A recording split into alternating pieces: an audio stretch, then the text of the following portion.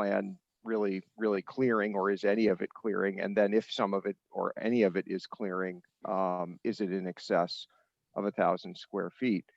And the reasons that the bylaw has those thresholds is because when there's a certain amount of land clearing that happens, it starts to generate impacts, as you know, related to things like erosion, stormwater generation, changes to ecosystems, etc. So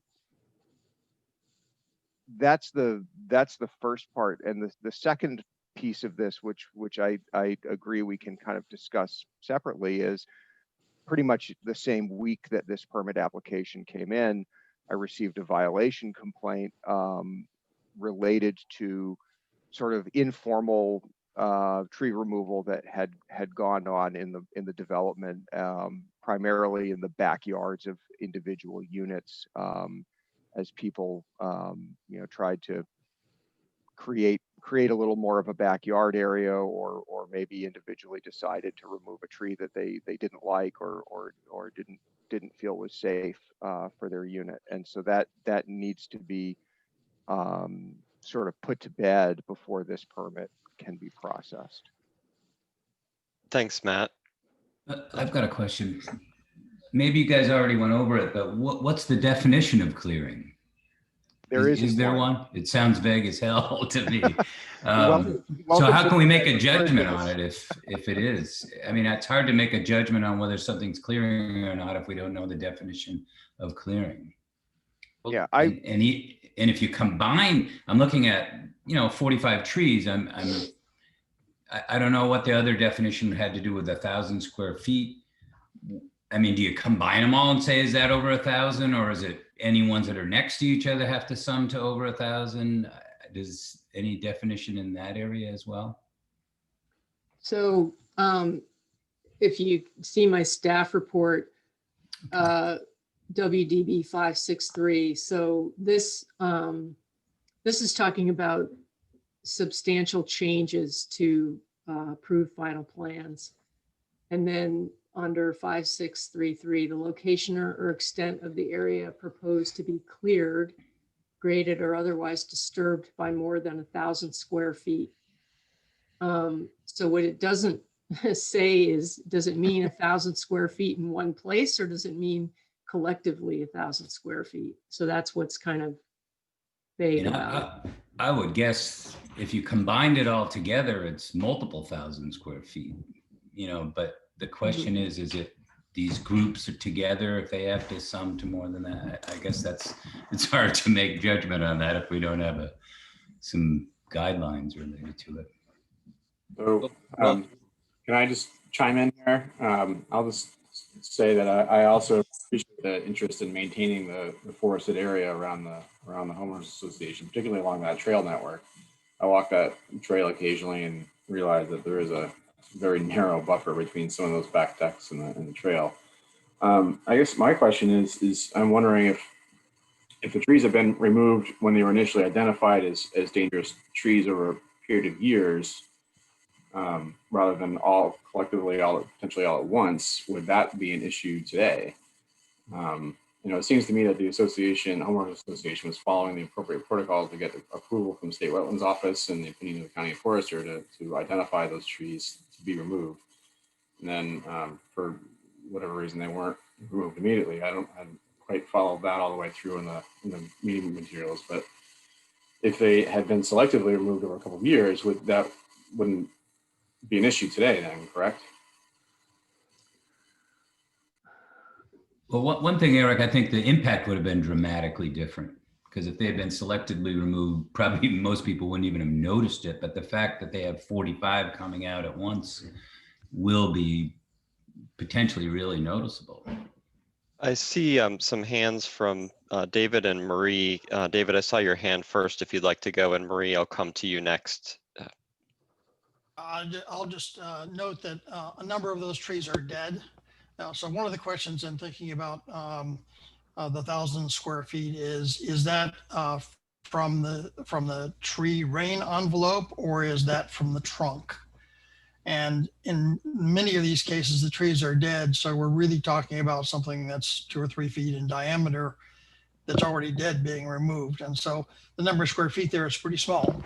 It's a technical issue, but I'll just raise it that many of these are actually already dead and the others are diseased and dying. So it's not as if we're clearing green space, we're clearing dead trees. Thanks. Thanks, David. Marie, did you have a comment? Yes, I've lived here almost since the first condo was built.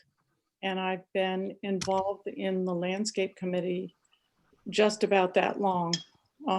We've been through a number of years when trees were taken down or we were not allowed to take trees down. I also grew up on Williston Road and I played in these woods when I was a kid. When you come into a woodland and clear sections of it, it changes the environment for those trees dramatically for the remaining trees. And as I still work in this community on landscape issues, there are a number of brand new or created environments, micro environments that have completely changed from what they originally were. For instance, where you see all the hemlocks that were taken down, the whole bunch of hemlocks, those hemlocks used to be in a moist environment. They are now in a very dry environment. And the number of them that has all of a sudden got cracked roots, dead trees, falling over. We've had 6 fall over in the last year. From cracked bases and cracked roots. That's a change that would not have occurred if we had not built this community. Now that we do have this community, we simply are trying to manage what is here. We don't want to get rid of all the trees. We love the trees. We love all the animals we see in the trees. But we do recognize that there are potential problems from some of these trees. And that's all we're trying to do. It's and we're trying to be as judicious and careful as we can. We're not going to clear the land. That's not the point. But when you have all these hemlocks, for instance, are an extreme example. They're just suddenly falling over. We had 2 fall over in the last month. So that's all we're trying to do. Thanks, Marie. Okay. We appreciate that. Go ahead, Carl.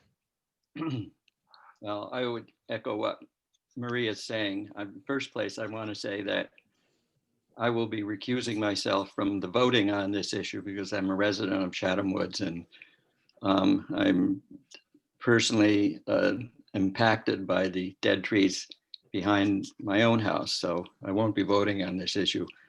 But I will say, and with respect to the clearing issue, that that on the map that you saw a few minutes ago, the area that looks like it has the most concentrated area for tree removal is right behind my unit and the 2 on either side of it. That's listed 8A to O on that map. Yeah, at the top there. Even with the removal of those trees, that seems to be the most concentrated area. There's still going to be a lot of trees left that are still alive. So it's not, that area will not be, I do not think that will look like a cleared area. Would you like to speak? Is that our option?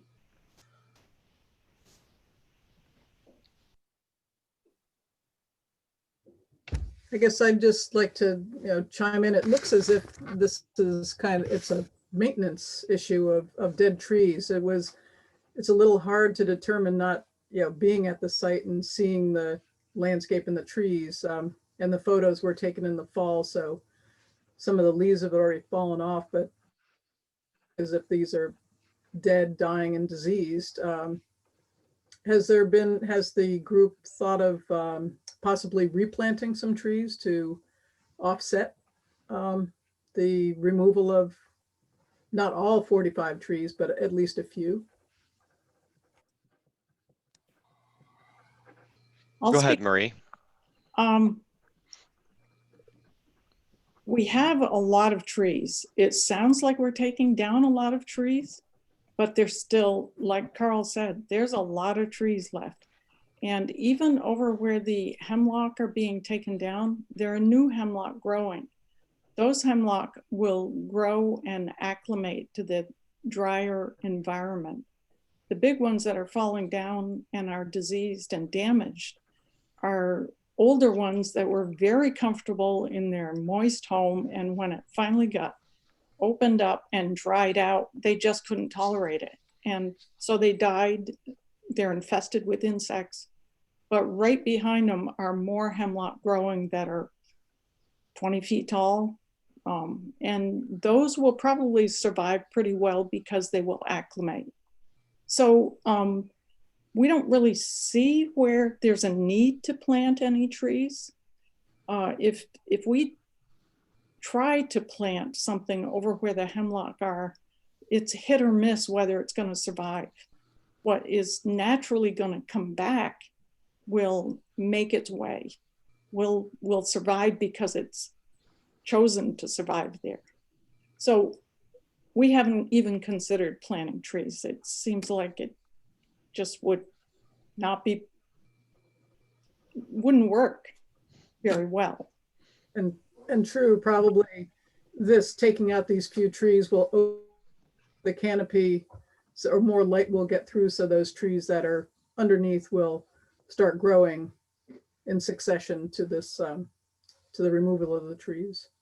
Yes, as this community was, the area was cleared and to build these homes, as I said, little microclimates were created all over the community. Along the north side of Michael Lane, that's been opened up to more sunshine. There's much more rampant young growth along that area. And what we see growing there mostly, or very much, not mostly, but there's other things growing. There's a lot of poplars, and poplars are not a good tree to leave next to homes. So there are small poplars there we'd like to take out, because letting them continue to grow and become big poplars is just going to be a problem in the future. There are also maples, oaks, and other trees growing in that area, and we'd like to keep those growing along that edge. So each little area all around the edges has its own set of problems to consider. And you're absolutely right. When the light gets opened up, you might get a whole different kind of trees growing there. I have a question about the kind of the overall map that's up on the screen. Help me understand the difference with the blue in the upper left-hand corner versus the rest of it, which is red. The blue is trees that are in the wetland buffer. Okay. Those trees, we know we have to contact the wetland people and let them know that we would like to take those down. Okay, thank you. Mhm. So in my opinion, I mean, when you go into any forest or woodland, part of management is taking out some trees. So this seems more like management rather than clearing. And I know we don't have a definition for clearing, but it just seems like taking down trees is just a natural part of management of a wooded area.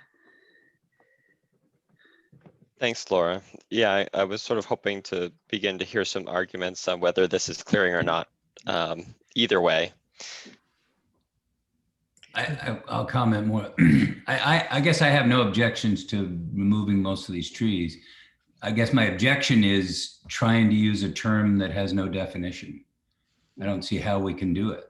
I mean, I think the good thing is that we've had Ethan come in. You guys have done due diligence, and you know, I have full confidence in what Ethan suggests is the right thing to do as well. So I don't know where to go from here. Can I say one thing about Ethan? Please, Marie. I called him probably 4 years ago and asked him to come out and look at our property. And he just told me we don't have a forest that he needs to manage. We need to get an arborist or just simply hire Barrett's or DJs to come out and manage this for us. We have had arborists. We had Don Toby, who is from UVM, now retired. We had him help us select trees. And so I absolutely agree with the idea that this is a management issue. We had a UVM head of a department, and I get it wrong whenever I say it, who lived in this neighborhood, and right from the beginning, he was here about the same time as I was, and he recommended that we get to work managing this so that it doesn't just become a mess. So we've been trying to do that for the past few years. Right now, it looks like one of the best things we can do is get an independent arborist to help us look at this situation and decide what steps to take. We've had arborists who are also tree removal people. It's probably not the best thing to have them doing it. We probably need just some independent arborist. Don Toby was that person. We could go back to him. But I do like, Marie, the idea of having somebody recommend which trees should be removed who's not the one who's going to be paid to remove them. It does help with a little bit of independent thinking. yeah, we've been trying to get this right, and we're still not there. We're working on it. And this whole process we're in today, right now, is just part of the growing toward a better plan. So. And David, I'll come to you in just a minute. I was just going to say that my comments echo both Laura and Gary. I believe that given that we don't have a specific definition of clearing, I feel like we would know if we were looking at a proposal to clear versus to manage selectively within an area. And so I view this as just good management of the fringe near your community, and especially since there's a safety element to the trees that need to be removed, and it's been well documented, and you've spoken with multiple experts to try to identify a good plan. The only thing that I would suggest, if there is disagreement about whether the sum total is too much, would be that perhaps a phased approach, removing the most critical trees first, and perhaps spreading it over a year or two, rather than doing it all at once, might be an option to resolve if there is any disagreement about that. David? Yes, I just wanted, excuse me, just wanted to note that the bulk of the trees on this map were identified by Don Toby, so an independent forester.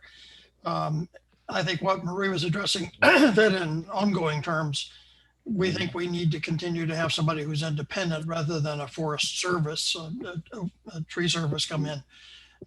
But these were basically done with that kind of help. But now how do you get on?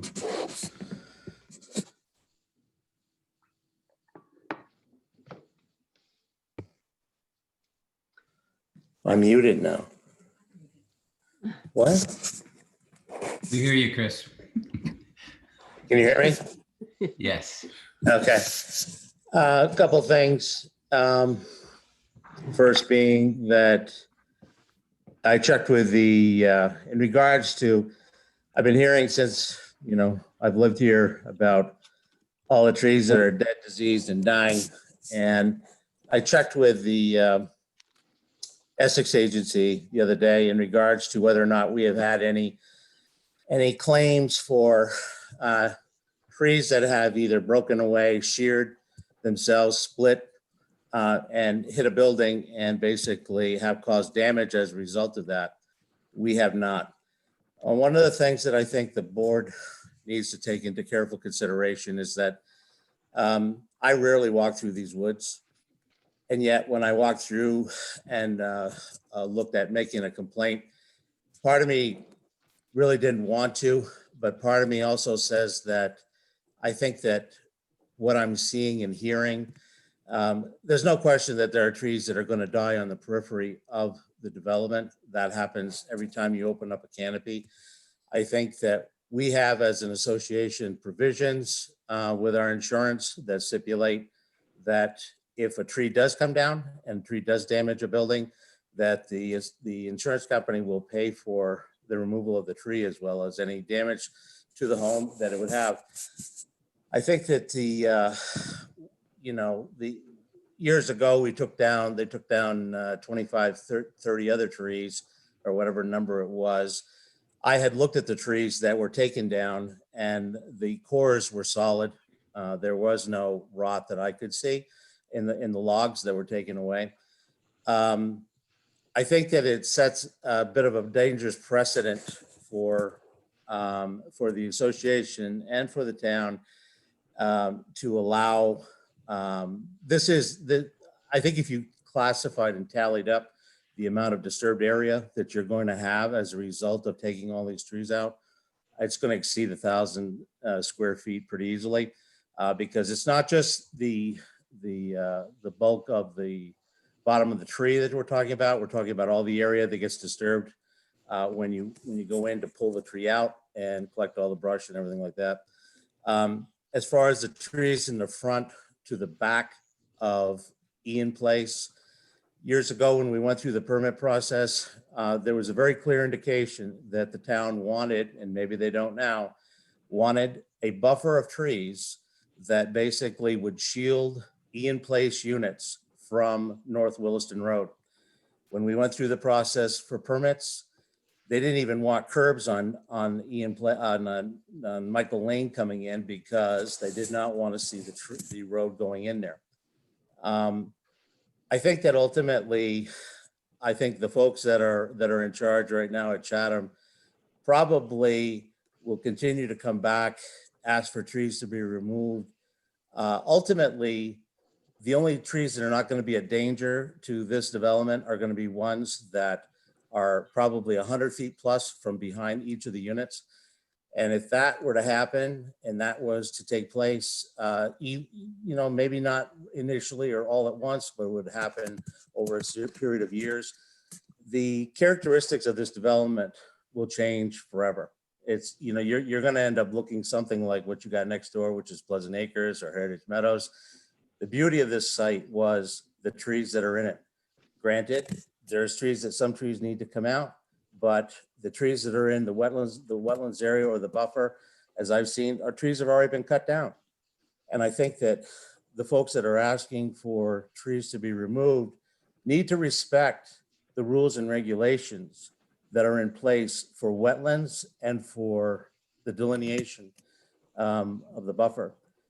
Years ago, Melinda and Ken Beliveau came to 2 or 3 association meetings and stressed the importance of staying out of the wetlands buffer and the wetlands themselves. And to this date, I think that what's happening is people are forgetting what the rules and regulations say that apply to developers like myself and anybody else who wants to do work next to a wetlands and pretty much do what they want. And the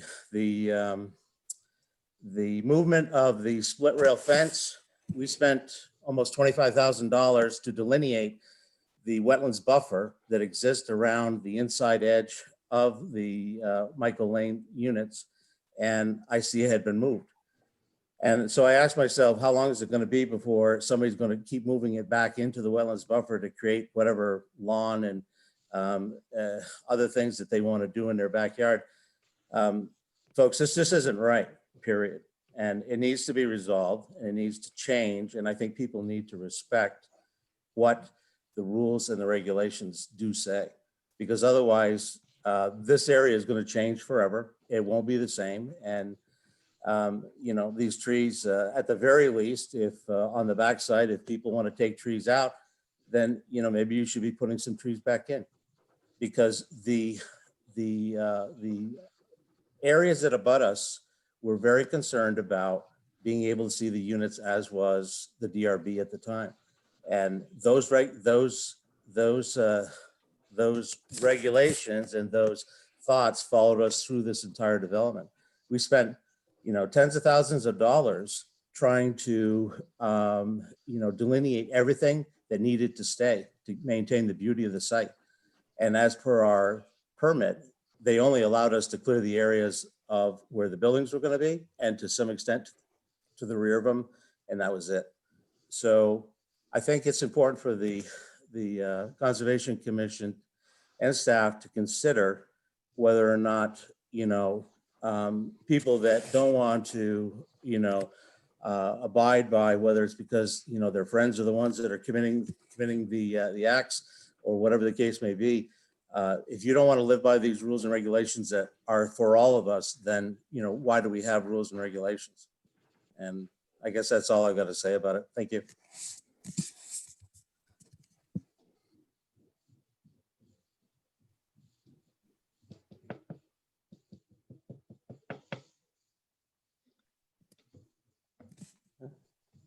Hey, Reed, are you talking?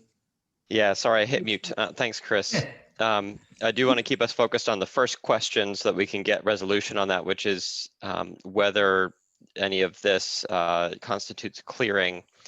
And then we will come to the second question, Chris, about any existing zoning violation that needs to be resolved before an administrative permit can be issued, even if we are in support of approving it. So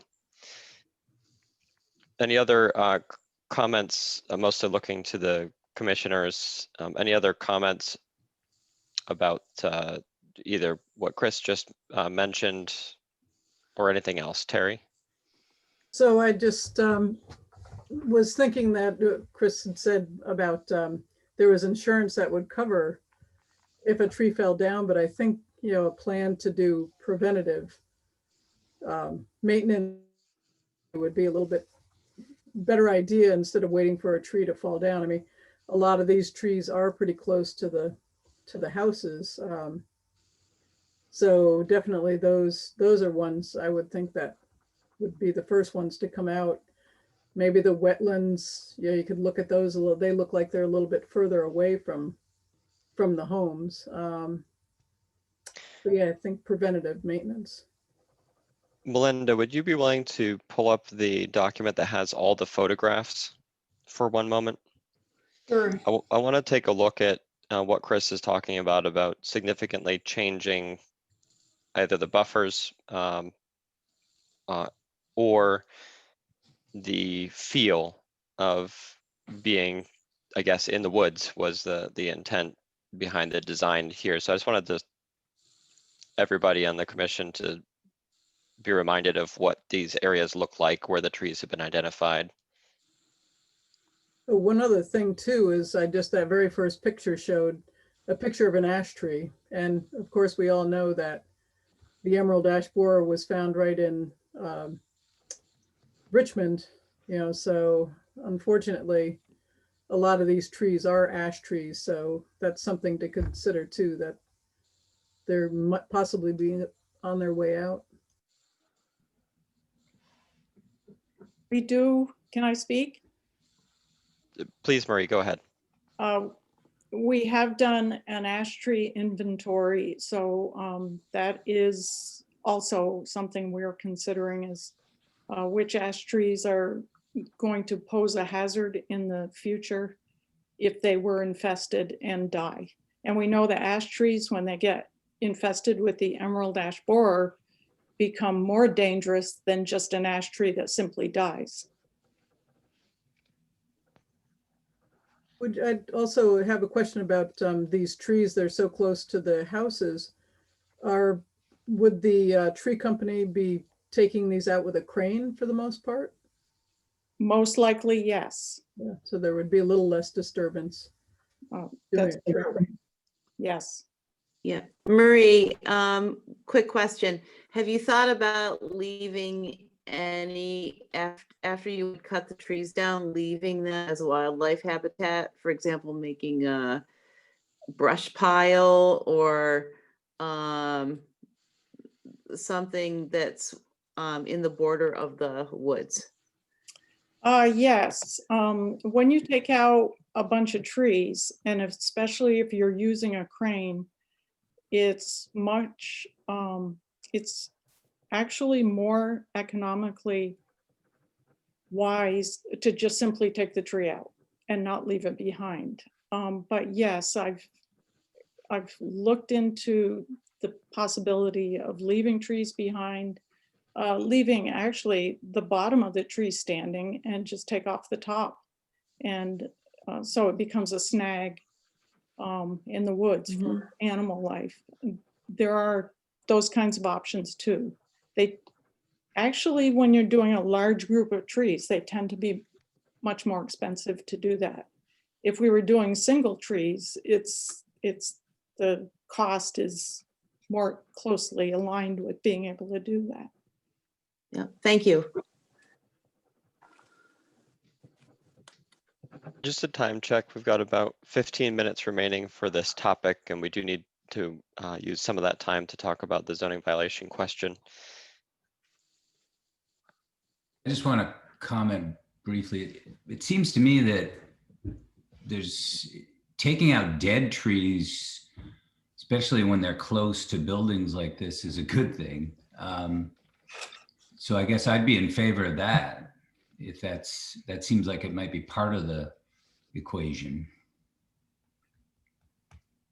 I agree. And I would encourage the homeowners association to work with the town to figure out an approach, if they haven't already anyway, to do this on a case-by-case basis going forward. Yeah, I'm not sure about, it seems like, I don't know what your data looks like, Marie, related to the amount of ash trees in there, but you know, maybe that's kind of another piece of it is, do you preemptively go in and remove ash knowing that in 10 years they'll probably be gone or not? I mean, that's a question throughout the state. So it's not an easy one to answer, I don't think. No, Based on, oh, sorry. Based on what's in the danger tree description list, tree removal list, it looks like there's just a couple ash trees. Mostly, it seems to be hemlock, beech. Does that sound accurate to you, Marie? yes. The ash trees that we've identified as part of the inventory, we're working on trying to identify the ones that are at most risk, that could cause the most danger to homes. There are a few that are not on this list to remove right now because they're not dead. And yet, if they were infested with emerald ash borer and died, they would pose actually a fairly grave risk to a home. There's one place in particular, and if those two ash trees fell on that home, it would hit a lot of the roof area of the home. We're not taking those down right now. We are going to continue with the ash tree inventory, the evaluation of ash trees, and then make a case for which ones need to be taken down because they pose the most risk. And a lot of it depends on, you know, what the state and will allow us to do because of the risk. We don't know yet how that's all going to play out. EAB has been found in Richmond. So does that put us at a greater risk? Those are a lot of questions that we need to get answered, and we aren't there yet. It's a separate project and we're working on it.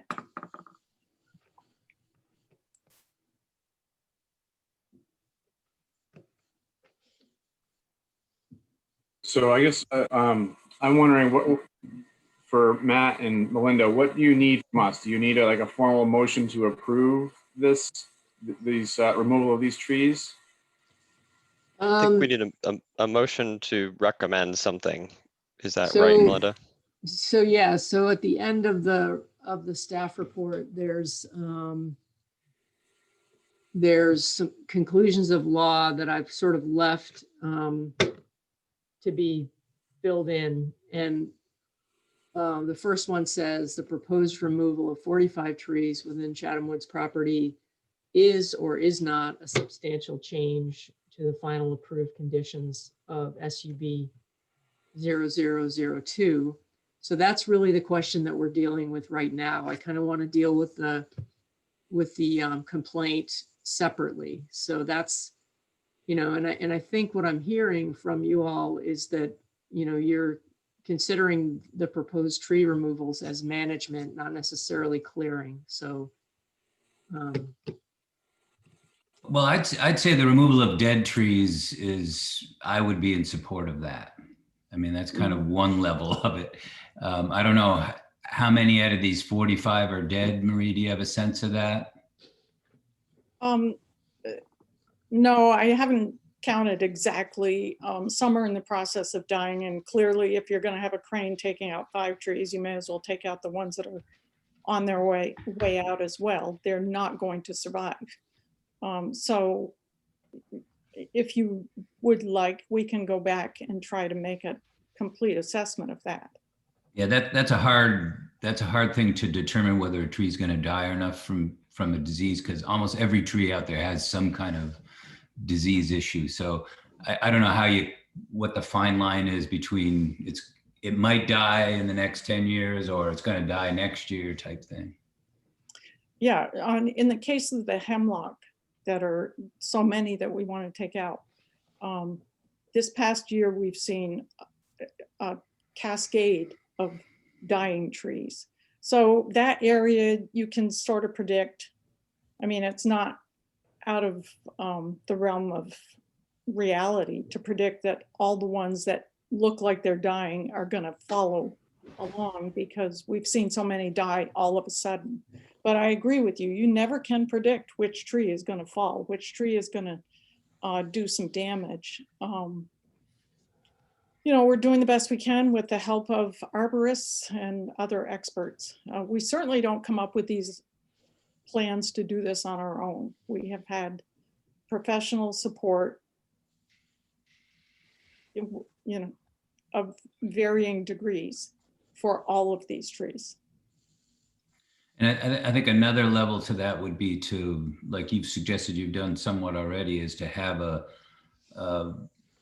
professional forester or arborist come in that has no vested interest in removing them and assess trees, whether, first of all, are they dead? Second of all, are they likely to die in some kind of near future? And that, in my opinion, that group of trees that are in the dead or nearly dead situation would be easily justified to remove.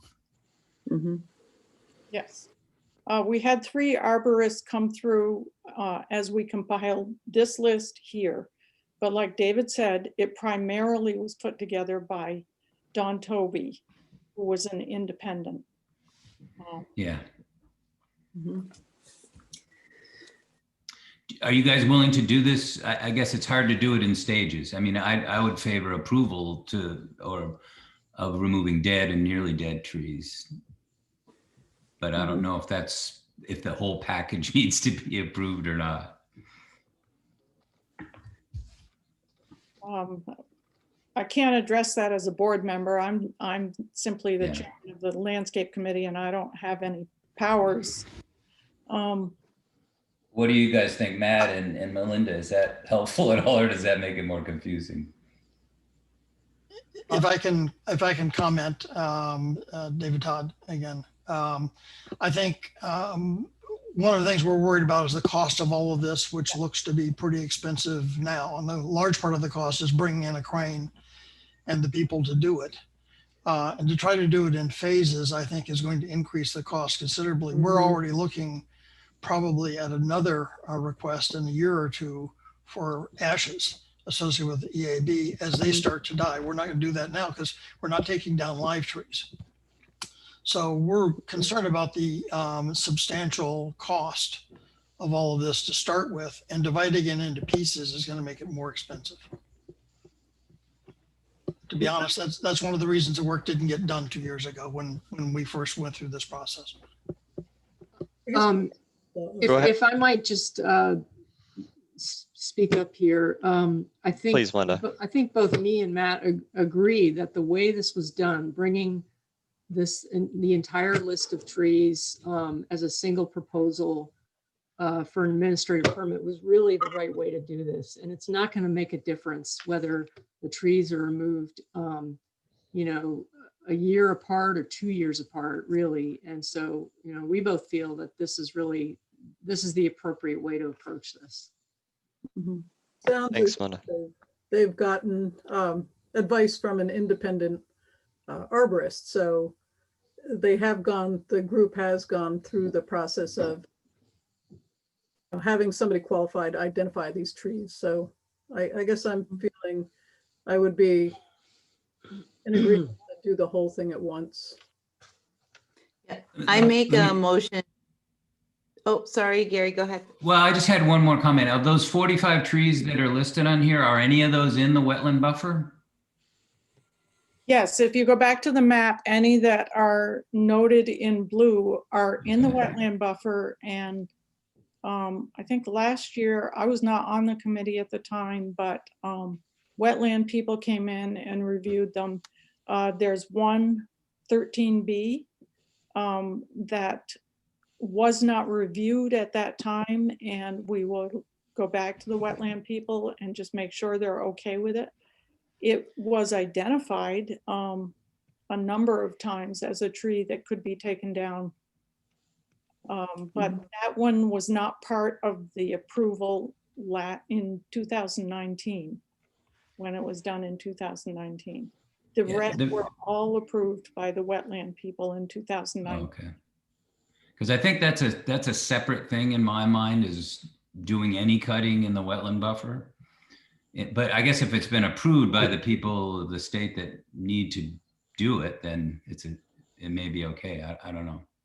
And just to speak to that, our bylaw does say that removal of hazard trees is okay in the wetland buffer.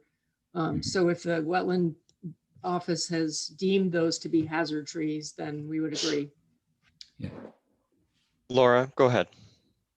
Yeah, I think the group has done has done everything right as far as, figuring out what trees they need to be removed, think about the monetary cost, and to ask permission from the town to go ahead with this project. So I know the issue is whether it's clearing or not, or is it a substantive change? And I would say that the proposed removal to make a motion that the proposed removal of 45 trees within the Chatham Woods property is not a substantial change to the final approved conditions. Thank you, Laura. I would second that. We have a motion from Laura, a second from Terry. Any further discussion? I don't have a discussion, I guess, on the motion itself, but perhaps this question can be answered outside of the motion, but I'm just wondering about the conclusions of law in Melinda's staff report here. And that seems like a bit more of a legal than we're used to here as an advisory board. I guess that outside of the motion. Yeah, Melinda, go ahead and answer that, because typically it's not labeled that way. Yeah, I mean, I think that in this situation, it's different from recommendations that you might provide for a proposed development. I mean, this is really asking you to weigh in on whether this crosses a certain threshold. So that would be a conclusion of law, and you're weighing in on, can this be approved administratively, or does this need to go to the DRB? So that's really different. Further on, I think there are, I'm going to be asking you to propose some recommendations related to the potential violation. But this is really, weighing in on what you think the interpretation or are basically how you interpret this application vis-a-vis the bylaws and, threshold for approving something administratively. Yeah, and you're essentially voting to recommend that I, as zoning administrator, adopt these findings and conclusions as my own. So you're not exactly making these findings and conclusions, you're recommending that I make them, if that makes sense. Yeah, that actually makes perfect sense, and that's why I was questioning it, because it seems like that's the same thing that we typically do in our recommendations for any other matter that we vote on. Yeah, and so perhaps it should be phrased recommendations for conclusions of law or something like that. I think that would make us feel more comfortable, Melinda. Sure. Yeah, and that's sort of outside of the motion. Can you read back the motion for us, Melinda?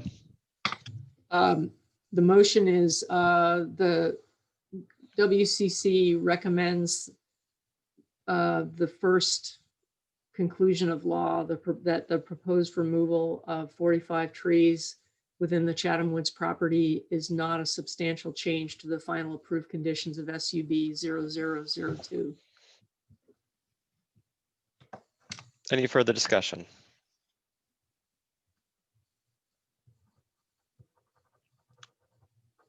Hearing none, all those in favor?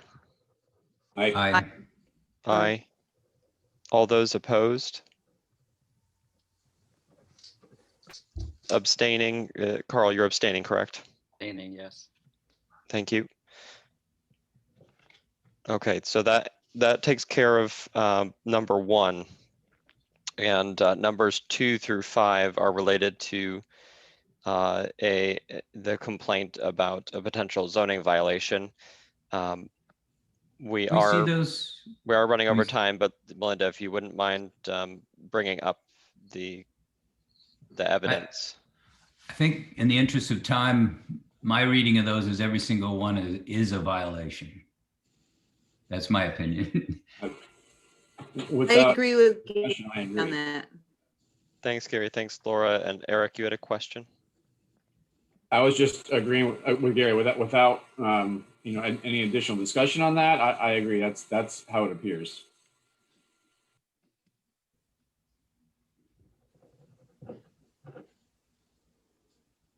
Carl, go ahead. I think you have to listen to what is alleged, and then you have to listen to Matt and Melinda's response, having looked at the areas themselves. I think it's premature to just call them zoning violations. Thanks, Carl. It's like David's got his hand up too. Oh, David, go ahead. Yeah, I don't know how much you want to see, but I do have a number of responses to these individual, and I can start on them, but I think a number of them are simply erroneous. I don't disagree as to whether or not they're violations. I would disagree as to whether or not what's purported is in fact correct.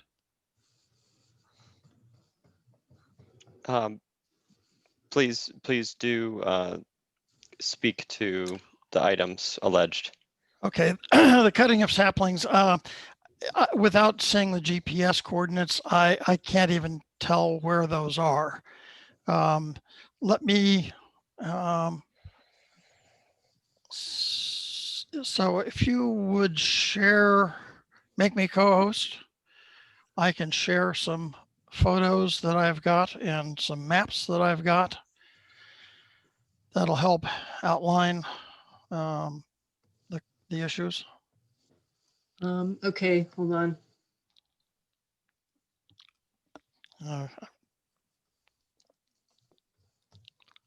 Okay.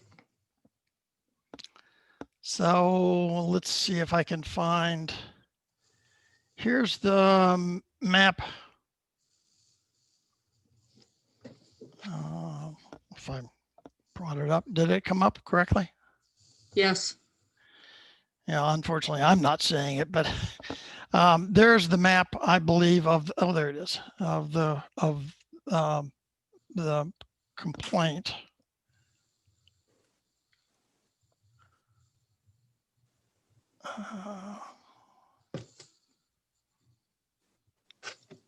If I'm looking at it correctly now. So you see the complaint area as marked in yellow. Let me bring up a slightly different map. And I'm sorry for jumping around, but there's there's the map of the trail as proposed. This is not the revised map from 2017. This is the original, I think, map. And the areas that were marked in the complaint are essentially these areas in here. I don't know if you can see the arrow of my cursor. Yes. But it's basically in that area. Notice that the trail, the town trail is down here. The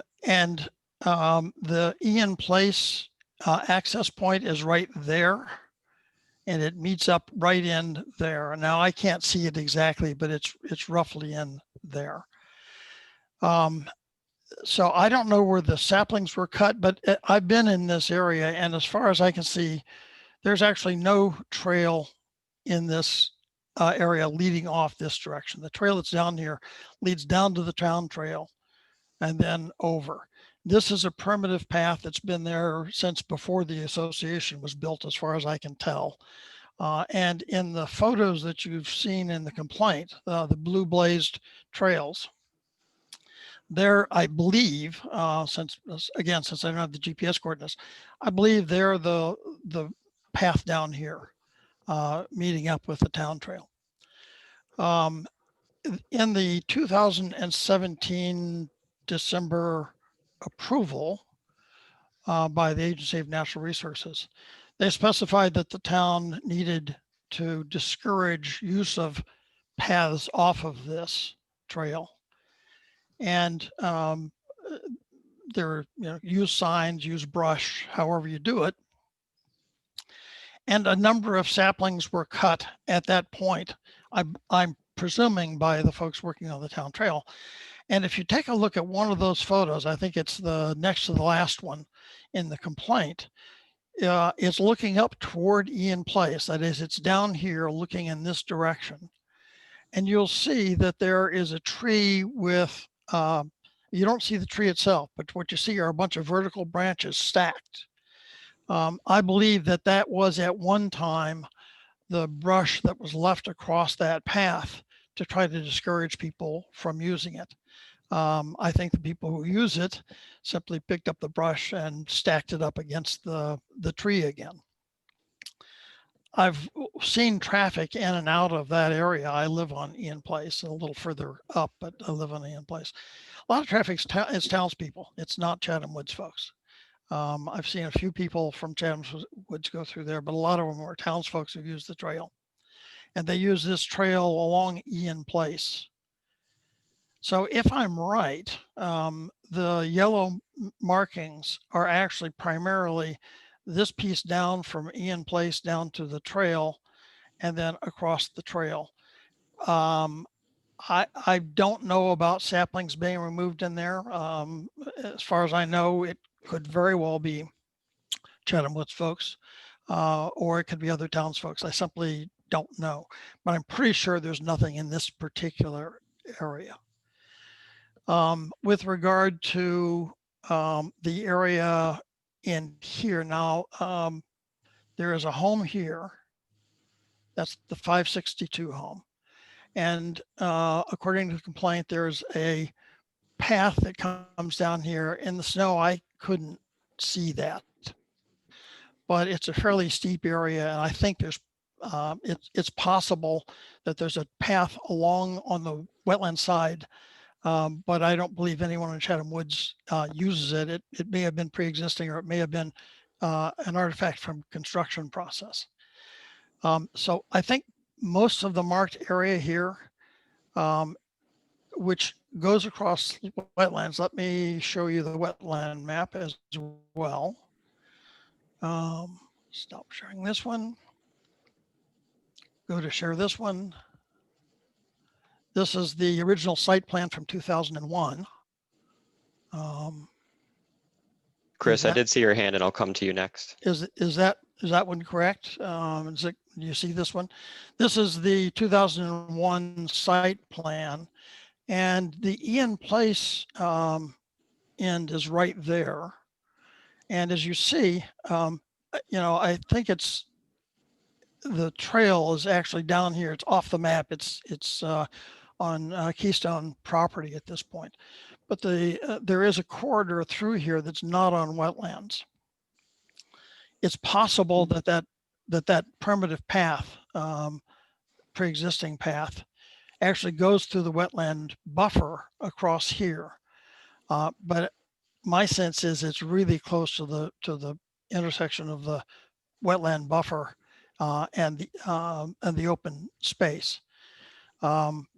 So it's not clear to me at all that there's a path that goes across these wetlands and comes back up to where 13B is located, the building over there. I do have a photo of, I know I don't want to take too much time. So my first point is, I don't know where the saplings were cut. If they were cut next to the fence, we've been told that's okay to prevent the fences from being impacted by growing saplings. The fence, I do have a photo of the fence from construction time showing that the fence was not moved. It is where it was, it is now where it was originally, with clearly the two trees that are on the side of the photo being on the inside of the fence. The fence was not moved to the outside of them. We did have a fence rails taken down during the time we took down the split beach. I have a photo of that as well. But the fence was not moved for that. It was simply, the rails were taken down to prevent them from being destroyed by the tree removal. There may be other trees back there, other saplings that have been cut, but I'm not aware of them, and I'd need to see the GPS coordinates and go find them in order to understand where it was. So those are all sort of, I think some of the basic facts of this are different than purported in the complaint. And let me go to one more thing. I'm trying to keep this quick and succinct, but let me go to one more thing.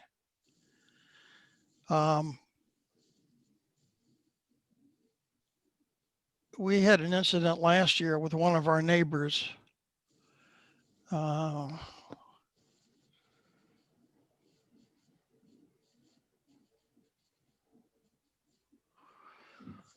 One of our neighbors dumping some material onto the wetland, and as a result, Marie created a document that outlines for the community the constraints about the wetland. And this was emailed to everyone last year in May.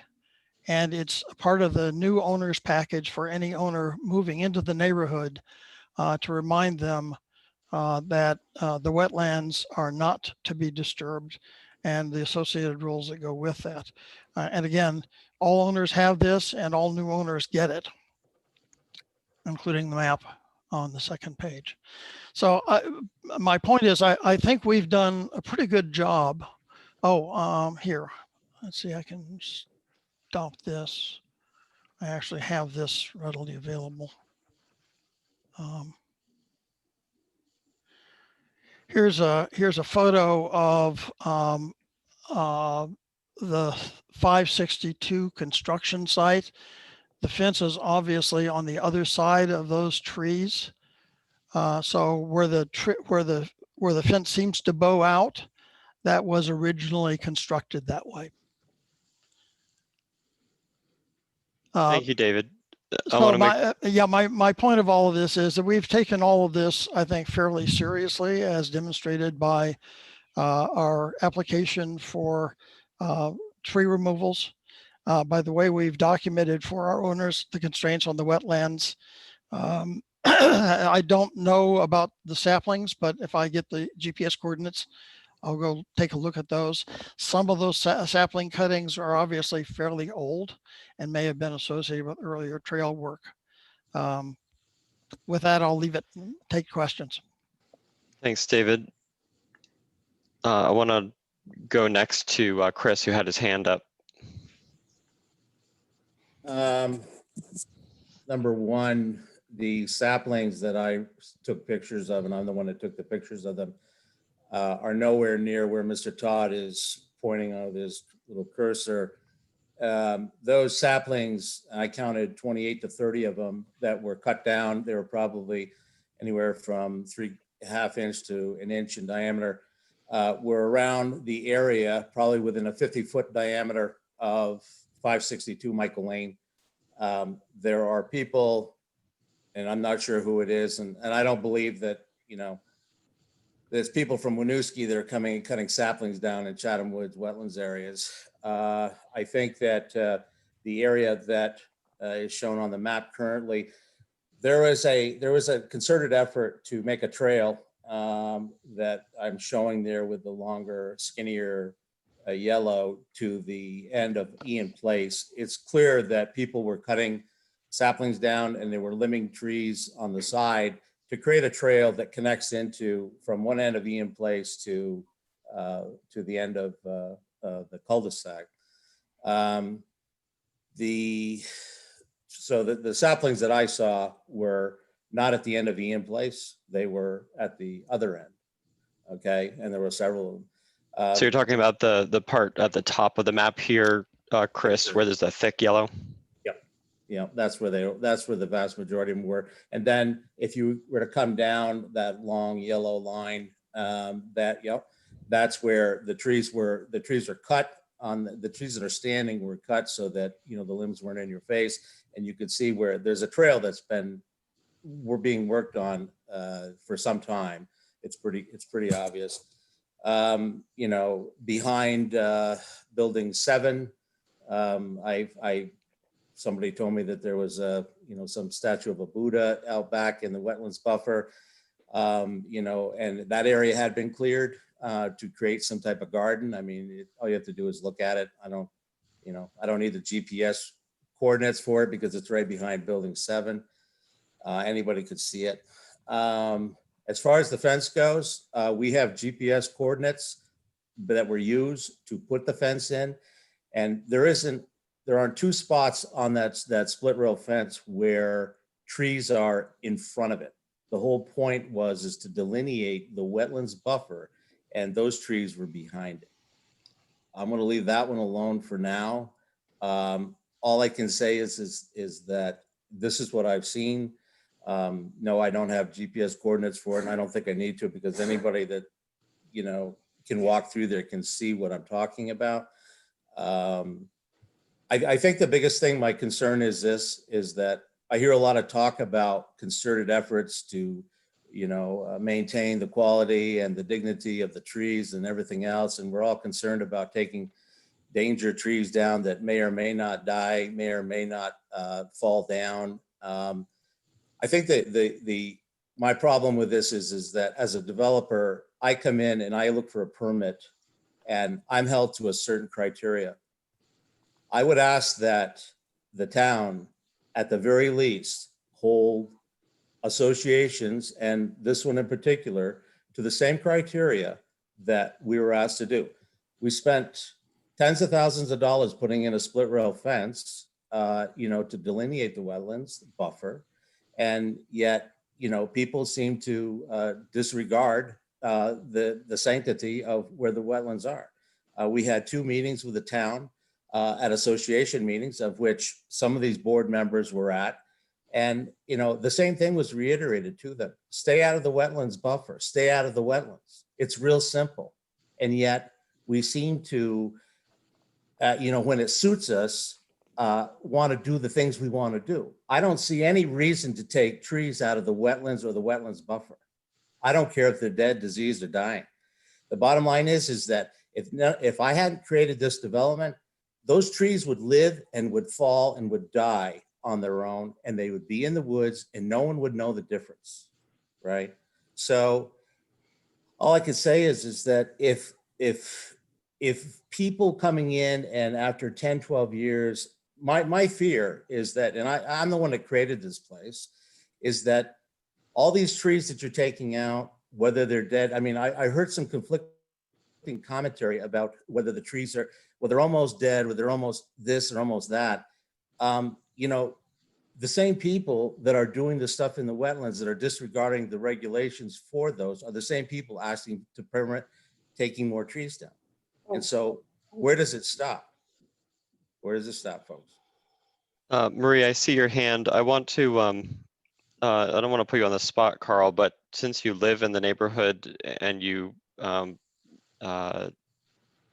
of know what we're looking for as a commission, do you have any comments about any of the alleged items? I'm perplexed by what Chris has to say about trails going from the end of Ian Place to over to the cul-de-sac. I haven't been back there. I've been back in that area not since 2014 or 2015, and even back then there were old trails going through there. Now the trail that Chris has alleged where the saplings have been cut connecting Ian Place over to the cul-de-sac, I don't know who, I'm very perplexed about that. I haven't been back there, so I don't know, but I can't, Okay. I cannot believe that people from Chatham Woods have been cutting. And then Chris mentioned before something about people from Winooski coming and cutting saplings. I'd like to know a little bit more about what that's all about. How did they get in there? I think that was a sarcasm to trying to say that if anybody's back there cutting, it's not people from Winooski. But thanks, Carl. I do see your hand, David. I'm trying to be judicious with our time. 1 minute, Marie, and 1 minute, David, if you have additional comments. Marie, you're first. Thank you. I think the general comment that Chris made, that people who want to cut down the trees per this permit are the same ones who are going in and cutting branches and saplings, is simply false. And I don't care for that kind of commenting at all. I also want to say that when the fence got put in, we recognized that, and the neighbors complained and wanted trimming done around the fence in order to control the growth that would overtake the fence if we didn't trim. We got permission from wetland people and working with Melinda on how to trim around the fence. There are some saplings we cut because they are too close to the fence. We cut them with permission. Thanks, Marie. David, 1 minute. Yes, I wanted to, I was trying to bring up a photo and I can't find it quickly, so I'll simply ignore it. I wanted to point out that in the photo of the Buddha, if you look at that piece of land that it's sitting on, that was originally, before the fence was put up, was a piece of mowed property. So it was actually part of the landscaping prior to that. Frank has indicated he'd be perfectly happy to move it if that's something that would be required to meet with the wetlands border or boundary conditions. You're saying that the owner of the statue is open to moving the statue, you're saying? Sure, yeah, but I did want to point out that that section was originally a mowed landscaping section until the fence was put up. Thanks. So there were those saplings cut down there to put the Buddha there? I don't believe so. I believe it was landscaped originally. Okay, thank you. I see Chris's hand back up. I want to give you 1 more minute, Chris, and then I'm going to turn it over to the commissioners to discuss motions. Go ahead, Chris. Okay, thank you. The area where the Buddha is was never landscaped. It was never grass. It was never anything but what you see there. There were trees there. There were saplings. I think I would remember if I was creating the lawn back into behind the wetlands buffer, you could clearly see the fence, where the fence is, which delineates the wetlands buffer. So I think that narrative is a bit askew. As far as the rest of it goes, this gentleman has also got an antenna that comes out of the back of his house and is stuck up in the trees along with bird feeders. And I think it just goes to, and this unit obviously sits right next to Mr. Todd. So obviously people could see what was going on in the back of the yards inside the wetlands buffer. And it's just another, and I would have totally agree with one thing, is that these are minor things. However, these are the whole point of having rules and regulations is to abide by them. So I'll leave it at that. Thanks, Chris. I'm going to turn it over now just to the commissioners to determine any motions we want to make. And Melinda, if you can come back to those recommendations, that'd be great.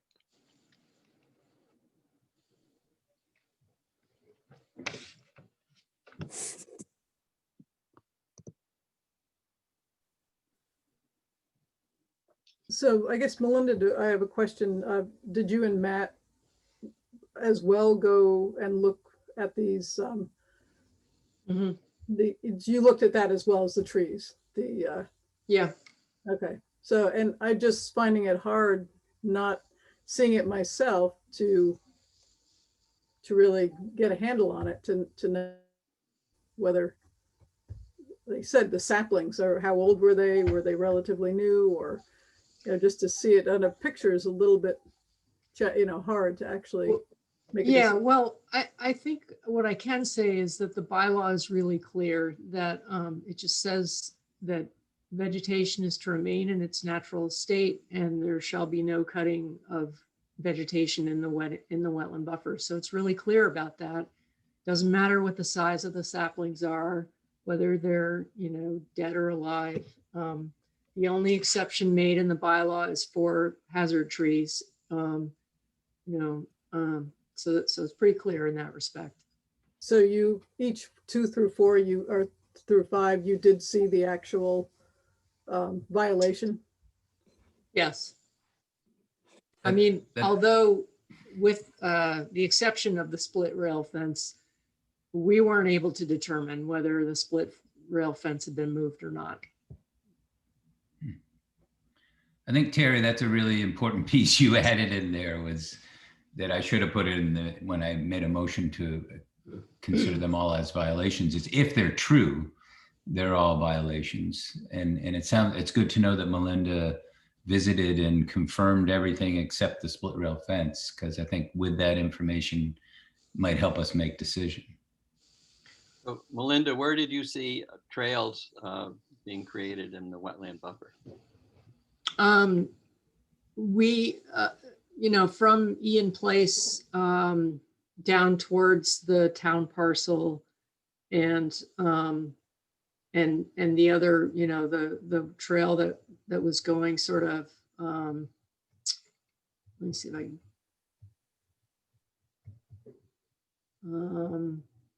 and then this kind of east or north south.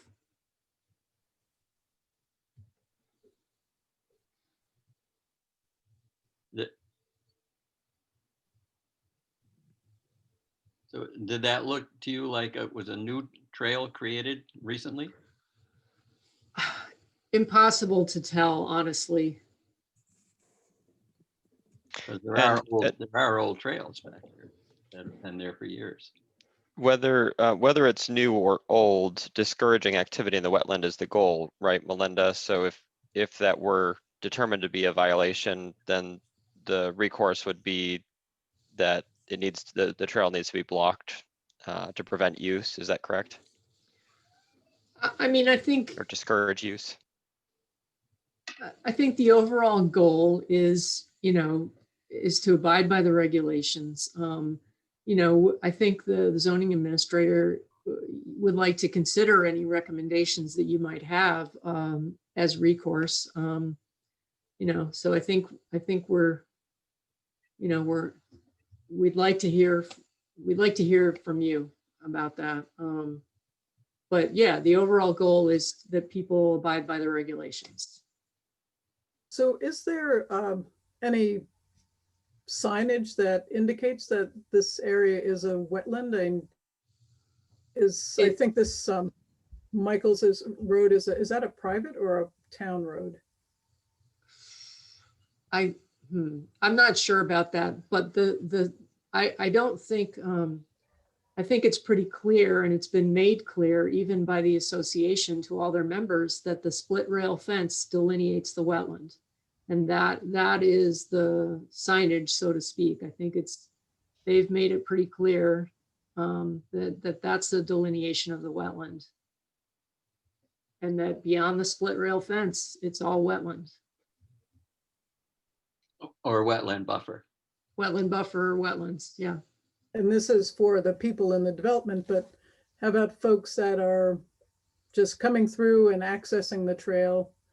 Well, they shouldn't be. They shouldn't be going through the development. And I think they've also put up signs saying this is private property, please stay on the trail. So that's kind of a different matter. And it's not, you know, something that we should be concerned about today. And keep in mind the time, we're quite behind at this point. So it's time probably to consider any motions anybody has.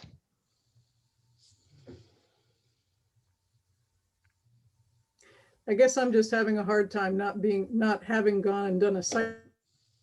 I know Melinda and Matt, I'm sure quite, you know, they saw it, but I guess I'm just having a hard time not actually seeing it. I mean, the pictures, but I just would be good to see eyes on it. Yeah, Agreed. I think I trust Linda and Matt to, if they have said that they saw 2, 4, and 5, that, I mean, that is there and we do not need to go look at that. As far as the split rail fence, well, we need to know whether it was moved or not, and there are 2 different opinions. So I say on the condition that it was relocated, that is a zoning violation. So Agreed. I make a motion that that cutting saplings, creation of the trail within the wetland buffer, placing a statue within the wetland buffer are zoning violations, as is the relocation of the split rail fence, if indeed that has occurred. Can I just ask one quick question about what are the consequences of this being a zoning violation? I can take that real quick. So when I, as zoning administrator, if I determine something is a zoning violation, I then have a range of options in terms of addressing it. I can issue a formal notice of violation that, you know, carries the sort of the force of law and can result in fines and you know, stops all permitting on the site. I also and often do simply write a letter saying, you know, I've observed these things that are zoning violations. They need to be taken care of or should not continue. Please be aware that this could result in further action that could bear upon the property's ability to obtain permits and or could result in fines. So, you know, there's sort of levels of, you know, warning versus sort of going full bore. And you know, our strategy is generally to inform folks and then to move on from there.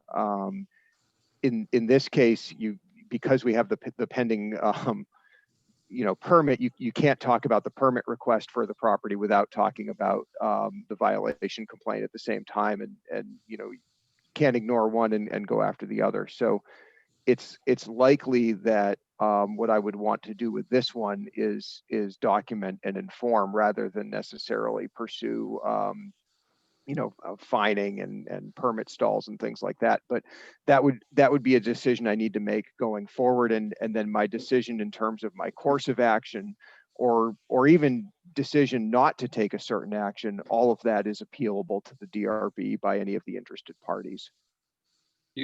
Matt, do you want a recommendation from the Conservation Commission as to what course of action to take?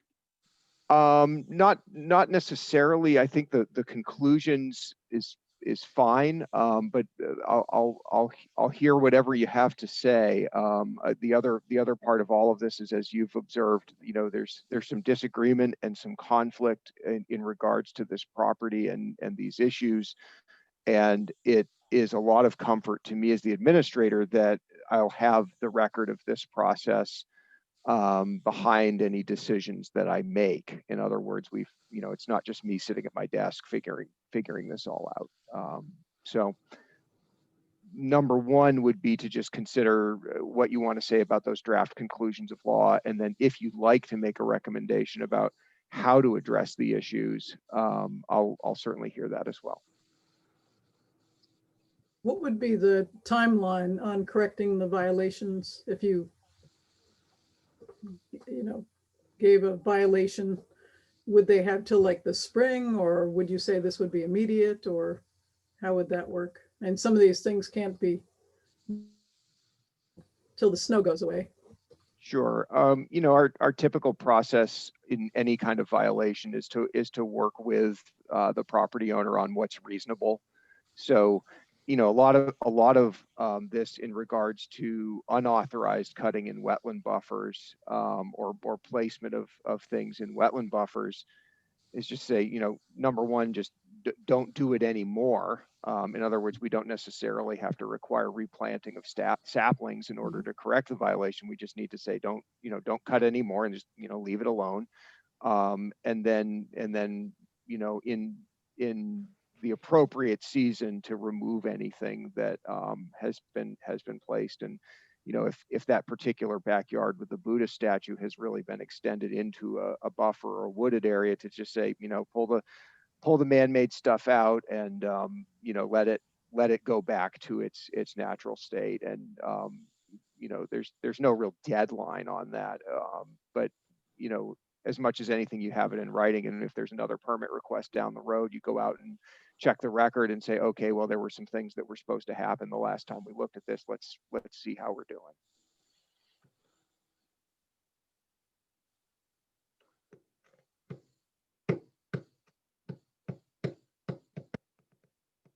We have a motion on the table from Laura. I second that.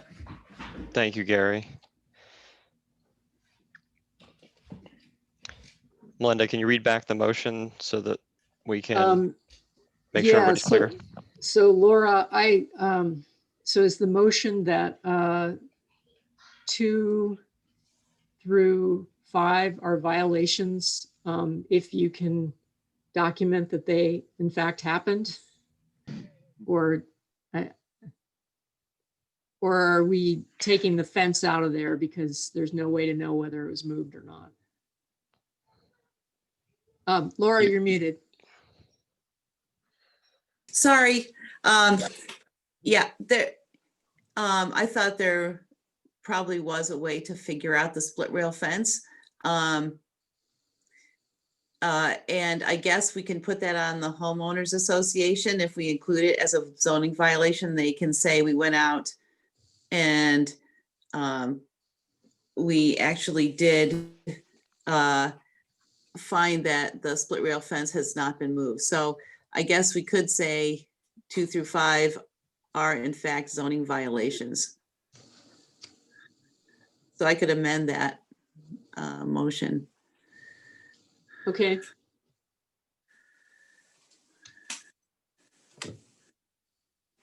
Yeah, and Matt would still have, the ability to have some wiggle room to work with the association on the split rail fence and what to do about it, and what evidence can be used to decide to do something or not do something.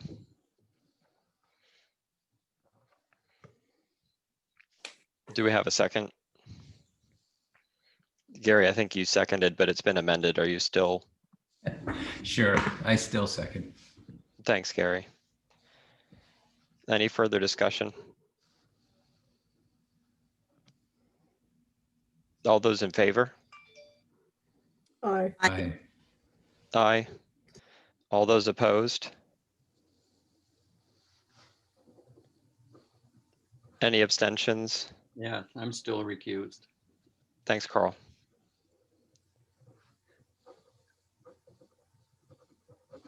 All right, there you go, Matt.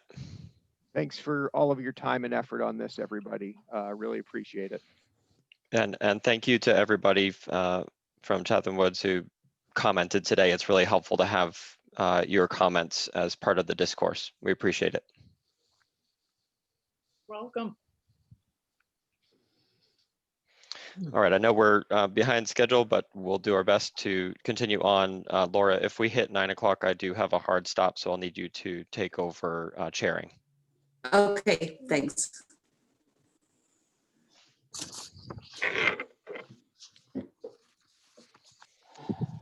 Next is discussion of policy for trapping on town land. Yeah, so as you all know by now, there was a posting in Front Porch Forum regarding someone observing a coyote caught in a leg hold trap on town land. And since that, there's been a lot of conversation on Front Porch Forum related to trapping, and a lot of emails to the town manager, primarily in favor of banning trapping in Williston or posting all town lands against trapping. And so Eric has decided to bring this matter to the select board to discuss generally, basically formulating a policy regarding trapping on town land. There are various ways or various approaches to such a policy. One might be to post all town lands against trapping. One might be that state law currently requires getting permission from the landowner to trap. And so that's already an insurance against people trapping on town land, and that the town could either approach that on a case-by-case basis or just say that they won't give permission to trap. So those are, various approaches that you could take, but the select board did want the Conservation Commission to provide some recommendations regarding such a policy. Well, I've been thinking about that a lot and looking at various things that have been published about trapping, and it really seems to me, I know there's a lot of emotion around it, and I do not like the thought of animals getting, being in traps and, being fearful and et cetera, but just like hunting, it seems to me that it's a very valid conservation method to just because in places where trapping has been banned, the animals that were previously trapped become nuisance animals, and then what you have are animals that are just basically, you have to call exterminators in to shoot them. Anyway, if the state requires getting permission, I think it's really a waste of resources to post all town lands against trapping. So that's just my opinion. I feel similarly, Laura. My main question is what, if any, species either currently are a nuisance in their current populations, or there are concerns, and I'm speaking here about like Williston or Chittenden County, which species might become a nuisance problem if trapping were discontinued. I don't quite understand how pervasive trapping is or how common trapping is in our county. And so that was my biggest question, is how much trapping is going on today? Which animals might become a problem if trapping were discontinued?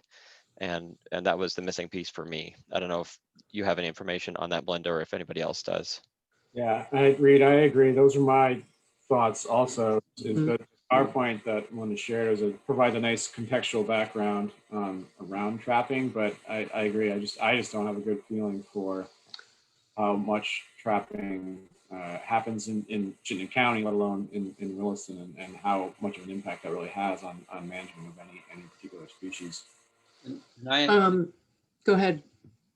I have a question about type of trapping. Are there laws against leg hold trapping, and other types of trapping that might be torturous to animals? And is there anything that requires humane trapping? So I can speak to each of those. So I do know that there are species that become nuisances in Williston. We have an overpopulation of beavers, and they can cause a lot of problems with both road and trail infrastructure.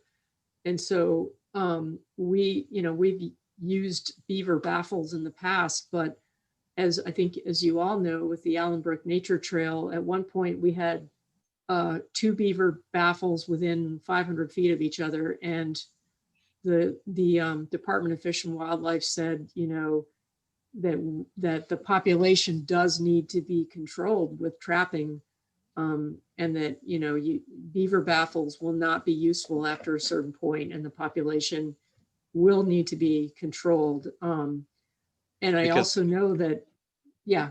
I was just going to say, because there aren't natural predators. I guess that's the problem with beavers, is nothing's coming and eating them. Right. And I would say that for all of the species that, such as raccoons, even, coyote, there's no natural predators. And so trapping is required to keep these populations under control. So also with beaver, besides just town infrastructure, there have been cases where beaver have caused damage to private infrastructure. And, we've gotten calls about threats to private infrastructure, and, what is the town going to do about the beavers, because the beavers are threatening our bridge, or the beavers are threatening our homes. So, there's clearly a need to control the population.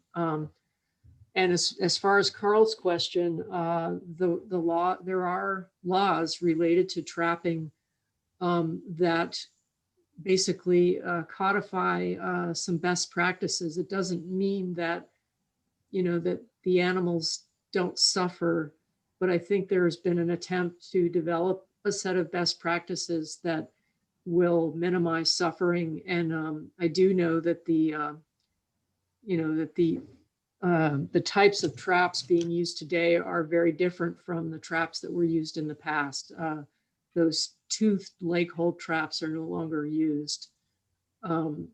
There are leg hold traps, but they're padded leg hold traps, and there are I think there are best practices about how you set those traps, to avoid like crushing limbs, etc.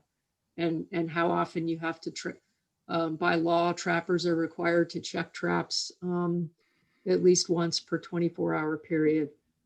And then trapping season is from the end of October through December. So it's a limited period of time. We're not talking about year-round trapping, except for those that are set underwater. So I guess I would just like to share my sentiment about, I shared a link of the Protect Our Wildlife about trapping. And I do think that they're indiscriminate. That could have been a dog trapped in that trap on the Mahan property instead of a coyote. And my own dog was caught in a trap, and the trapper would not have checked that trap if I had not called and asked if they had seen my dog.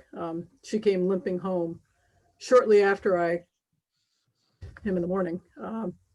So I just think the amount of people that are looking desperately to find lands to walk on and get out and walk around is increased.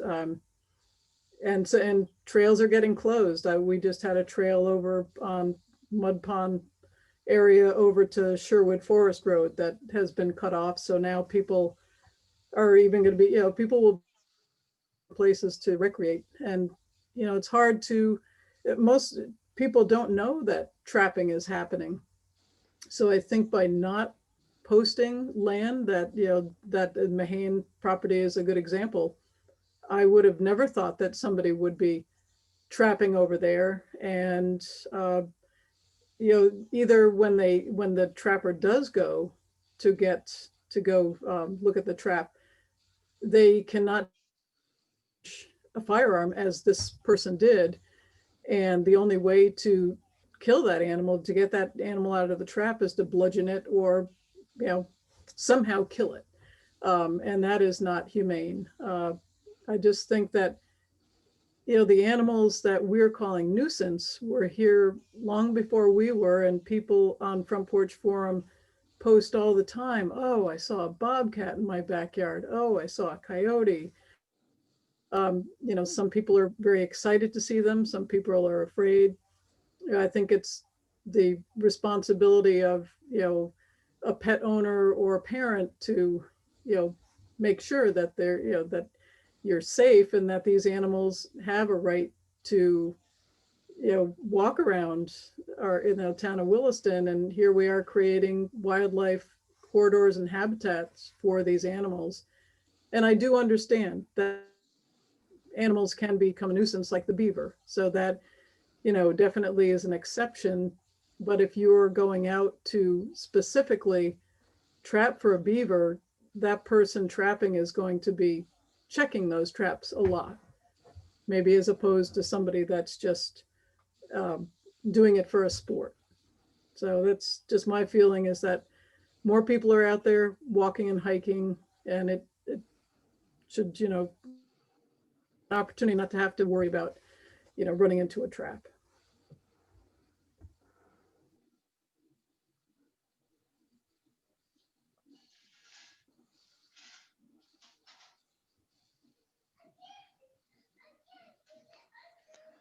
So today we're looking for recommendations around what the town could do for policy.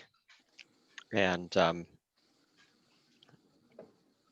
this is really just related to policy regarding trapping on town land, because the town doesn't have the authority to ban trapping in Williston. So I guess my feeling is I would move to have the land, town-owned land, posted to get permission. So that would be, so the town would know whether there is someone interested in trapping on that land, and people that decide to walk or take their dogs on a piece of town-owned land, that they would know that there could possibly be trapping. Somehow identify that. I do relate to your comment, Terry, about the idea of permission being different. And I have a reservation of that, but I'll come back to. But I do feel as though when permission is required, it creates a different sort of relationship and a certain, I don't know, a certain amount of responsibility upon the trapper to make sure that they're doing things, I don't know how to say it, not the right way, but doing things intentionally. And they know that the town is trusting them to do only what they have requested permission to do. So I do connect with that. The reservation I have is that enforceability is always a really hard thing for the town. And even if we did require, let's say, permission to trap on town land, determining what traps have been set, who set them, and whether there's any violations going on, and all tracking all that down can be, I could imagine that being a headache for the town. You know, potentially people complaining that there are traps that they think are not legitimate and then spending a lot of time figuring out that they are, or people assuming that traps are legitimate just to find out that they weren't. So I do worry about the enforceability of it, but I connect with the idea that requiring permission to trap on town land as being, in theory, a nice way to do it.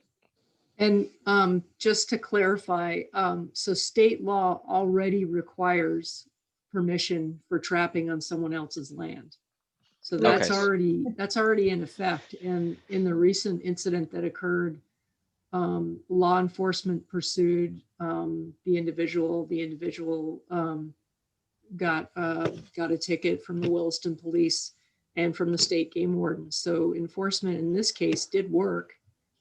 And you know, Okay. so that's something that the state law already provides for, is that permission has to be acquired. Thank you for clarifying, Melinda. So Melinda, as far as you're concerned, if we suggested that we continue to let the state law govern this, that would be okay? I mean, I think,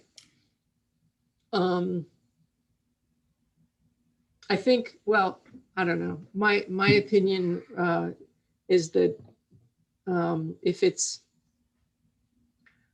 there's a couple of different ways. You can allow the state law to continue to guide the policy and, you know, require permission, or you could post all the town lands against trapping. And I think either way, you're relying on the honesty of individuals to abide by the rules. And I think either is hard to enforce, but generally, you know, people see a trap, they notify somebody, and then that's how it gets enforced. Unfortunately, when they see a trap, there's usually an animal in it, because you can't see. That the whole idea is that they hide it. They cover the trap with leaves and they place the meat underneath that, or the bait. And you're not going to know that there's a trap there until an animal's stuck. How many pieces of town land is not posted? There are several parcels that are not posted. I wonder if I saw Reed was saying that in the chat about educational, and I wonder if there was signage that was put at an access point, trailhead or whatever, that there could potentially be trapping happening, and that trappers need to get permission before they do trap.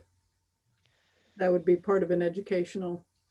I think Reed Willis's suggestion is a no-brainer. I think there's a distinct lack of understanding amongst the public of trapping, the pros and cons, the alternatives, and the challenges that the town faces in terms of various animal populations and our options to manage them. I think that's a no-brainer for me.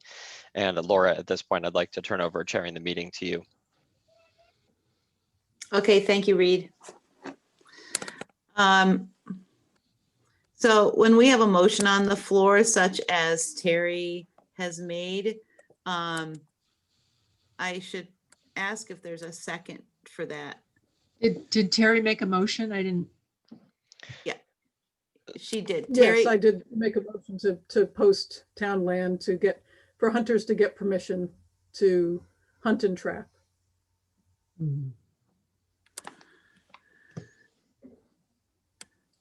Is there a second to that? Hearing none, I guess So we. Let me ask just one quick thing. What you brought up hunting, and that's a different thing than trapping. That's true. So I don't know. Do we want to just work on trapping? No, I'm not. I misspoke. Trapping. Hunting, you know, hunting is, if it's not posted, it's allowed. But I think the issue of trapping and the increase in usage of people using town land. I think that, people understand that there's hunting, the 2 weeks in December, that hunting, So- but trapping is. Can I just ask you to clarify, do you mean posting along the entire boundary of all those parcels, or just putting a sign at the access point? I guess just at the access point. I mean, that would make sense because, Mm. Is that sufficient though, Melinda? Melinda, is that sufficient? I mean, we can't just do that for hunting. I wonder, can we just not No. do that for trapping either? Yeah. Well, for trapping, the rules are different because trapping says that you have to get permission from the landowner. So I don't think, no, we're not Okay. required to like post along the boundary the way that we would be for hunting. It's not allowed by default as hunting is. Oh, okay. Yeah. So it's different. So I guess I would make a motion to post at an entranceway that trapping should, if there's trapping, there should be permission. Do we need in that motion any indication of the type of trapping, or is that clear enough from state law? I think it's probably clear enough. And keep in mind that right now the select board is just going to be generally discussing this, and at some future date they'll want to draft policy, but right now they're just kind of generally discussing this and they're interested in recommendations. So I don't know how formal this has to be, but at this point.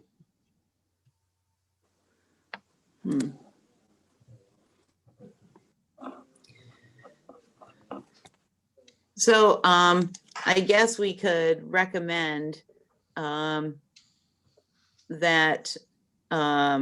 there be considered signs maybe at the heads of trails on town land that I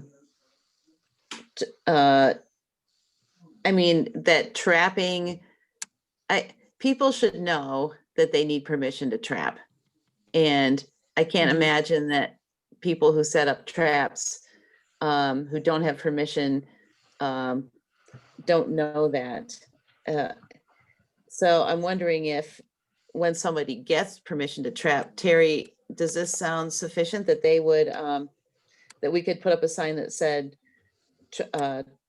trapping is occurring on this land?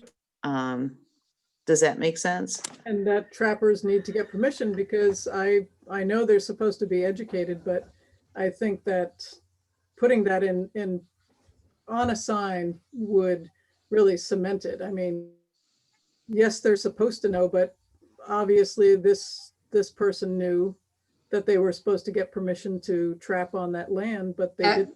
Well, actually, they didn't. They thought it was state land. They didn't know that it was town land. Or that's what they said. They thought it, and apparently, I think a lot of people think that parcel is state land. So we will be posting the Mahan parcel with a sign that says this is owned by the town. You need to get permission to trap here. Oh, perfect. Okay, so you're. Well, that's what we want. Okay. Yeah. Yeah.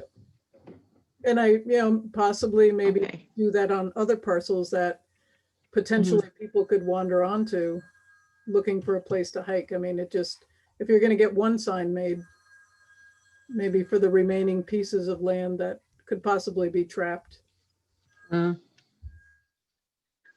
Yep.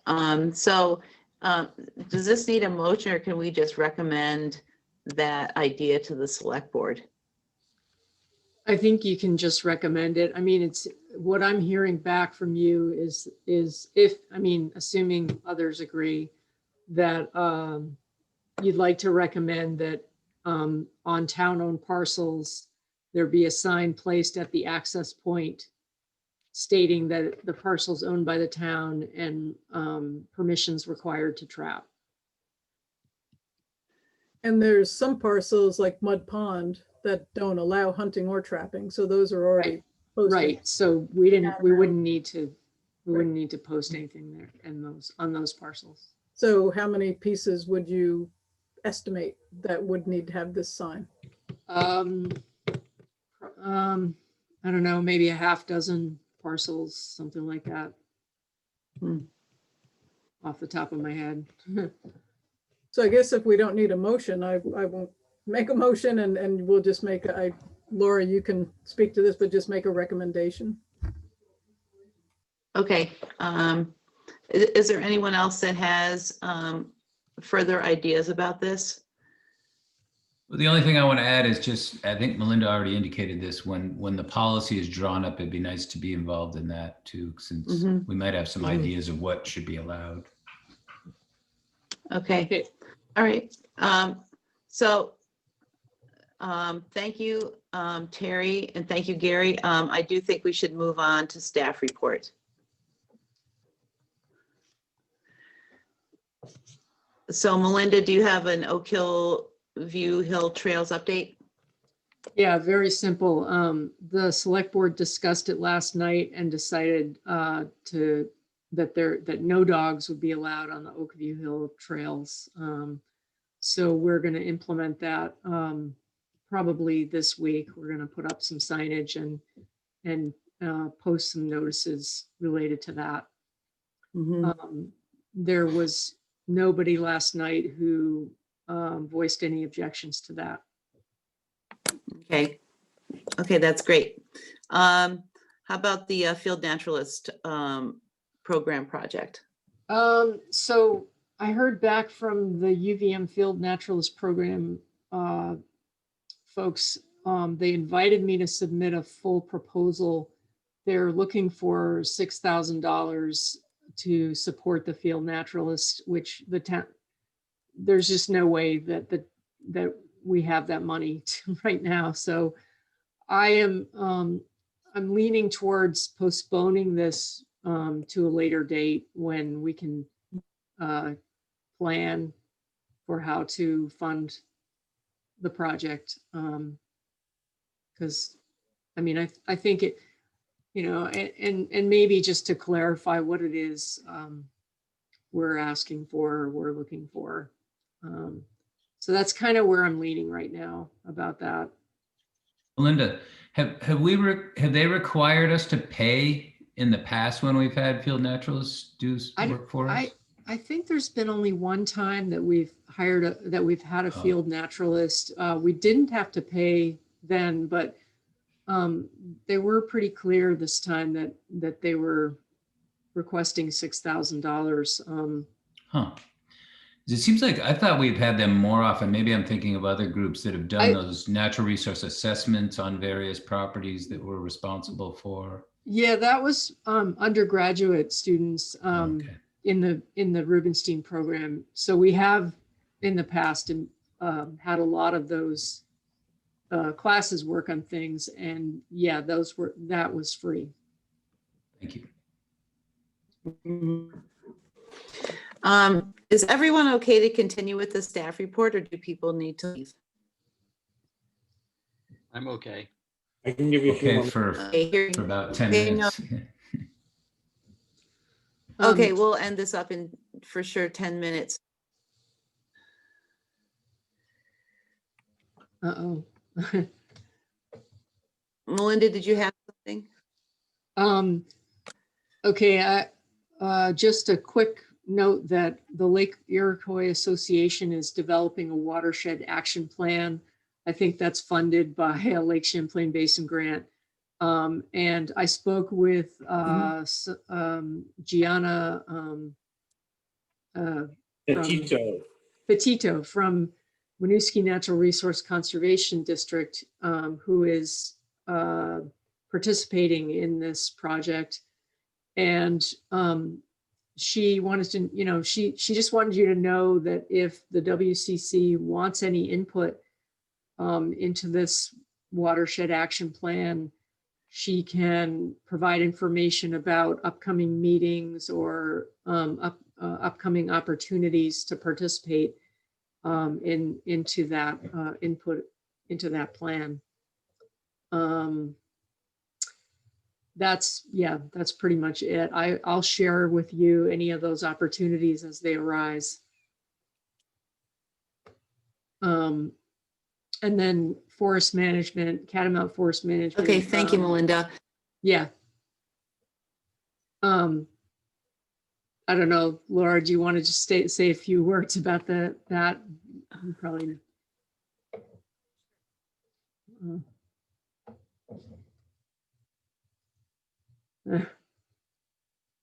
Okay.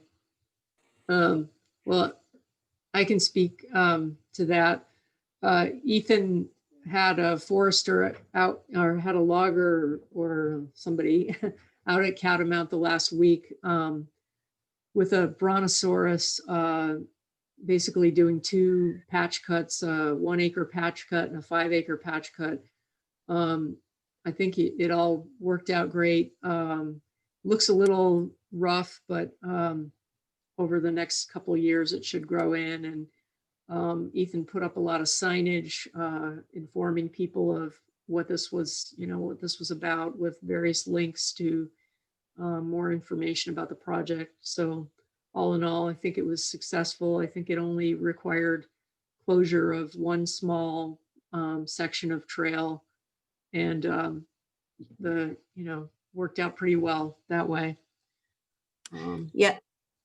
Thanks, Melinda. I actually keep, for some reason, my computer has been cutting out and then reconnecting. So sorry about leaving, but maybe I should just, since it keeps doing it, let you just continue. Okay. And then lastly, the La Rosa program, I had spoken with Kristen Balshanot from the WNRCD, and the stream team is willing to take over the Allenbrook sampling sites for this coming year. And so Kristen is in the process of kind of negotiating which sites will actually be sampled this year. And I think, Eric, I may have CC'd you on an email just on some recommended sites. Yeah, you did. And sorry, I think I drafted a response to you, but I don't believe I ever actually hit the send button. So sorry about that. Okay, no worries. But basically, since I know that they're going to want to cut down the number from 9 sites down to probably 4 or 5, I recommended the sites that were upstream and downstream of the riparian plantings, namely AB4, ABT1, AB5, AB6, to see if we can, track any water quality improvements related to riparian plantings. Yep. I think the only other thing I was going to add to that, and I guess it's too late now anyway, was if there are any sites that we would want to think about, if there are potential for disturbance that we want to monitor. I don't know what those are off the top of my head, if there's any, any of the new neighborhoods that are going in like Northridge, for example, that's pretty far from Allenbrook, but if there's any other neighborhoods that are connected into the waterways somehow that we want to monitor for disturbance, or something there. I think what you proposed is fine. Okay. Reed has a question about the signage at Catamount. Okay, thanks.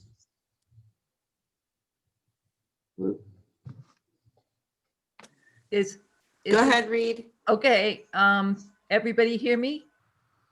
Yep.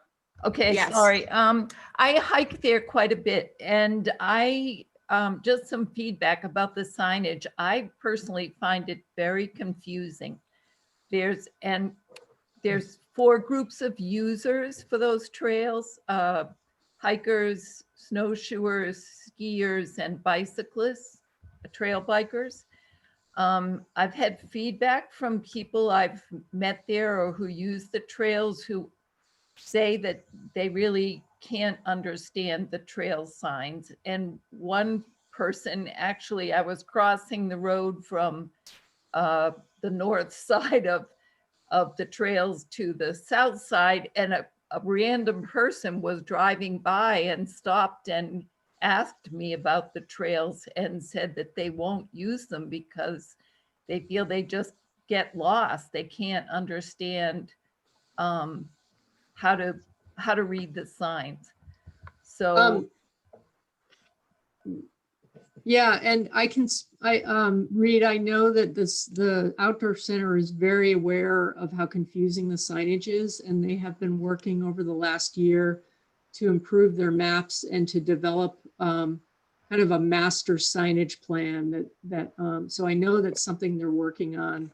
But it is, they want to develop a solid plan before they, go out and start putting doing up something. signs.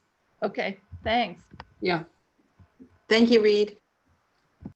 Okay, everybody, I think that's it. Have a wonderful week. Hope you get out in the snow. One last question for Melinda.